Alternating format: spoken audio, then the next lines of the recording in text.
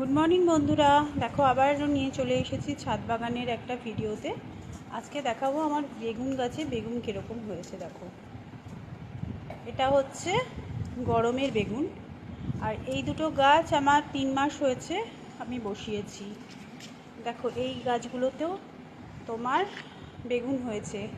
জায়গাটা ছোট, জায়গা তখন ছিল না, তার জন্যই আমি ছোট জায়গাতেই এইটা বসানো ছিল। তো বড় জায়গায় আমি রিপোর্টিং করবো। আর এটা হচ্ছে আমাদের সবুজ ছোট গোল বেগুনগুলো, দেখো কীরকম হয়েছে। এটা হচ্ছে 3-4টে হয়েছিল, এর আগে আমি তুলে নিয়েছি, তখন ভিডিও করার সময় পাইনি। আর এই বেগুন গাছটায় না প্রচণ্ড কাটা, দেখো বেগুনগুলোর যে রয়েছে তার ভেতরেও কিন্তু ওই উপরটাতে কাটা রয়েছে। আর এটা হচ্ছে আমাদের বরবটি গাছ, ঠিক আছে, বরবটি দেখো হয়ে রয়েছে। এর আগেও আমি বরবটি হারভেস্টিংয়ের ভিডিও তোমাদের সাথে শেয়ার করেছিলাম। আর এটা হচ্ছে আমার উচ্ছে গাছ, দেখো ছোট ছোট উচ্ছে হয়েছে।